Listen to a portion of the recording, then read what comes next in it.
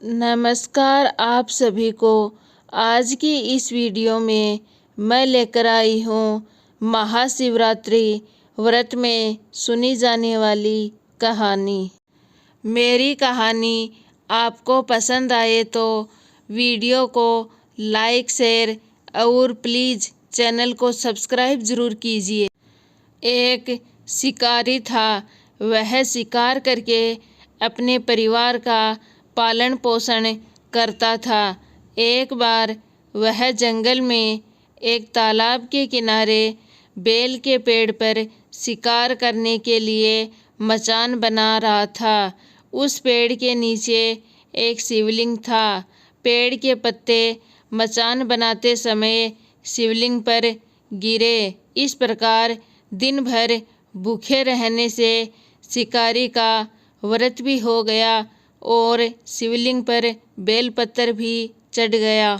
उसी समय एक गर्भिणी हिरनी तालाब पर पानी पीने के लिए आती है। शिकारी ने उसे देख और मारना चाहा।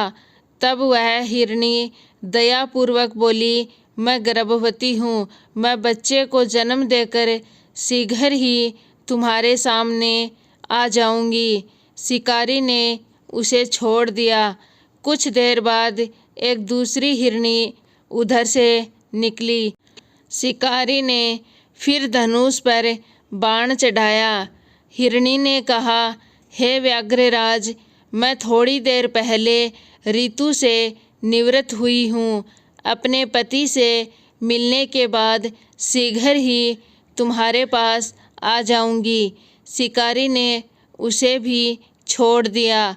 रात्रि के अंतिम पहर में एक हिरनी अपने बच्चे के साथ उधर से जा रही थी।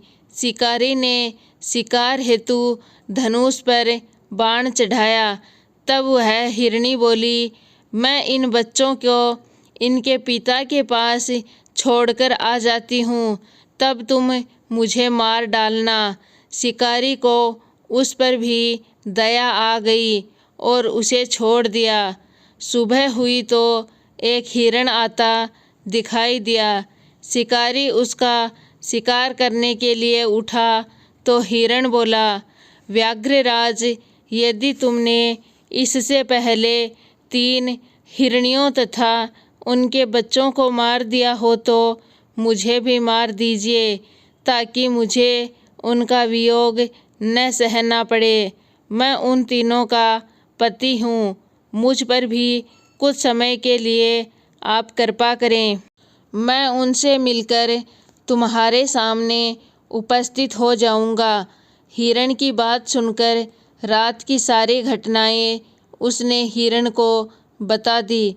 उपवास, रात्रि जागरण तथा शिवलिंग पर बेलपत्र चढ़ने से उसमें भगवत भक्ति का जागरण उत्पन्न हो गया। उसने हिरण को भी छोड़ दिया। उसका हृदय पवित्र हो गया।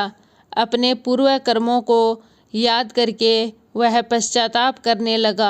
थोड़ी देर बाद हिरण अपने पूरे परिवार के साथ शिकारी के सामने उपस्थित हो गया। जंगली पशुओं की सत्यप्रियता, सात्विकता एवं सामूहिक प्रेम भावना को देखकर उसे अपने आप पर बड़ी ग्लानि हुई। उसकी आंखों से आंसुओं की झड़ी लग गई। उसने हिरण को मुक्त कर दिया। देवताओं ने आकाश से उस पर पुष्प वर्षा की। शिकारी परिवार सहित मोक्ष को प्राप्त हो गया। आंसू शिवलिंग पर गिर रहे थे। सिर्फ इतने से ही शिवजी प्रसन्न हो गए। शिवरात्रि को जो मनुष्य शिवजी पर बेलपत्र चढ़ाता है, पूजा करता है, वह व्रत करता है, उससे शिवजी बहुत प्रसन्न रहते हैं और मोक्ष प्रदान करते हैं। महाशिवरात्रि के दिन यह कथा सुनने से सभी की मनोकामनाएं पूर्ण होती हैं।